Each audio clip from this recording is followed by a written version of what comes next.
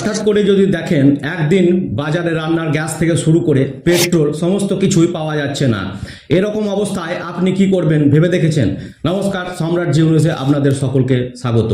সম্প্রতি শোনা যাচ্ছে রাশিয়া নাকি অয়েল এক্সপোর্টের উপর নিষেধাজ্ঞা দিয়েছে। তাহলে এবার কি ভারতে পেট্রোল ডিজেলের দাম বাড়তে চলেছে? এই খবর আদৌ কতটা সত্যি এবং এর প্রভাব ভারতের উপর পড়বে কিনা, সহজ ভাষায় পুরো বিষয়টা বুঝতে ভিডিওটা শেষ পর্যন্ত দেখতে থাকুন। আমরা সকলেই জানি রাশিয়া ইউক্রেন যুদ্ধ চলাকালীন ইউক্রেন রাশিয়ার অনেক তেল শোধনাগারের উপর মারাত্মক ড্রোন হামলা চালায়, যার ফলে রাশিয়ার অয়েল এক্সপোর্ট ক্ষমতা প্রায় 30 থেকে 40% কমে গেছে। তাছাড়া রাশিয়ার নিজের দেশের জন্য তো তেলের প্রয়োজন আছে, সেটাও মেটাতে হয়। আবার এপ্রিল মাস থেকে জুলাই মাস পর্যন্ত রাশিয়ায় চাষাবাদ শুরু হয়। এই সব কিছু মাথায় রেখে রাশিয়ার সরকার অয়েল এক্সপোর্টের উপর ব্যান লাগিয়েছে। অন্যদিকে আবার হরমুজ প্রণালী বন্ধ থাকায় সেইভাবে তেলও আনা যাচ্ছে না। এবার তাহলে কি ভারত সত্যি ভয়াবহ তেল সংকটের মুখে পড়তে চলেছে? এখন বোঝার বিষয় হলো এমন অবস্থায় ভারত কি করবে।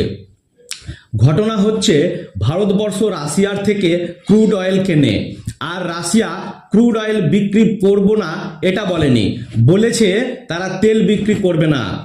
মানে ক্রুড অয়েলকে আবার কাঁচা তেলও বলা হয়, যেটা সরাসরি খনি থেকে তোলার পর পাওয়া যায়। এই ক্রুড অয়েলকে আবার গ্যাসোলিনও বলে। আর এই ক্রুড অয়েল রিফাইন করার পর পেট্রোল পাওয়া যায়, ডিজেল, এলপিজি আরও বিভিন্ন ধরনের জিনিস পাওয়া যায়।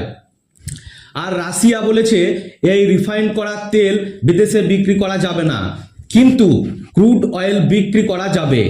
একদিকে সারা পৃথিবী এক প্রকার তেল সংকটের সম্মুখীন। তাহলে এখন উপায় কি? উপায় তো নিশ্চয় আছে। সারা পৃথিবীতে টপ 5 রিফাইন ক্ষমতা সম্পন্ন দেশের মধ্যে ভারত 4 নম্বরে আছে। আর ভারত রাশিয়ার থেকে কাঁচা তেল অর্থাৎ ক্রুড অয়েল কিনে সেটাকে রিফাইন করে, নিজের দেশের চাহিদা মেটানোর পর যেটা অবশিষ্ট থাকে সেটাকে আবার বাইরের দেশগুলিতে বিক্রি করে কিছু টাকা লাভও হয়। কিন্তু এখন যেহেতু আমেরিকা ইরান যুদ্ধের ফলে হরমুজ প্রণালী বন্ধ, তাই সেইভাবে মধ্যপ্রাচ্যের দেশগুলো থেকে তেল গ্যাস কিছুই আনা সম্ভব হচ্ছে না।